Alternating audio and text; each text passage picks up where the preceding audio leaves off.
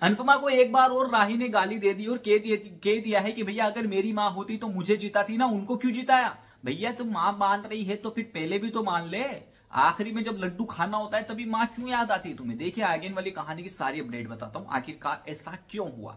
ऐसा इस वजह से हुआ कि राही ने फॉर्म भर दिया है डांस कॉम्पिटिशन का, इधर जसप्रीत और भारती ने फॉर्म भर दिया डांस कॉम्पिटिशन का। दोनों की पारियां अलग है, लेकिन भैया माँ तो माँ है और माँ के साथ जसप्रीत और भारती। और वाकई में इनको भैया पैसों की जरूरत भी, रेंट भी देना है, थोड़े फाइनेंशियल कंडीशन में इनकी खराब है। उधर राही की फाइनेंशियल कंडीशन बिल्कुल खराब नहीं है, वो बढ़िया करोड़ों रुपए में खेल रही है और इसी के साथ साथ डांस एक शौक के तौर पर कर रही है। आगे इन वाली कहानी में दिखाया जाएगा राही और अनुपमा आमने सामने होते हैं। अनुपमा राही को देखकर बिलक जाती है, मेरी बेटी करने लगती है।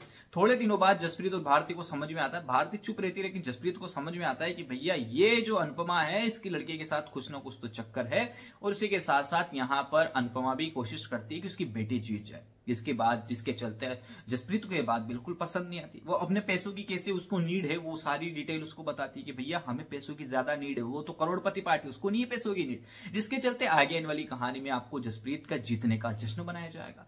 देन फिर राही कहेगी ओ मां होती तो हमें जिताती, उसको क्यों जिताया, वो पराई लड़की है, ऐसी है वैसी है, फलाना टिमका। ये चीजें आगे इन वाली कहानी में दिखाई जाएगी। और इसी तरीके से कोठारी निवास और अनुपमा के शाह परिवार से अनुपमा को इंट्रोड्यूस करवाया जाएगा कि देखो अनुपमा ये रही। आगे इन वाली कहानी काफी ज्यादा इंटरेस्टिंग दिखाई जाने वाली, मुंबई की ट्रैक से वापस से अहमदाबाद की ट्रैक में शिफ्ट होते दिखाए जाने वाली, क्योंकि डांस कॉम्पिटिशन तो सारा अहमदाबाद में। ये चीजें आगे वाली कहानी में दिखाई जाएगी। तो कहानी से बेशक बने रहे, चैनल को बेशक सब्सक्राइब करें, वीडियो को लाइक करें।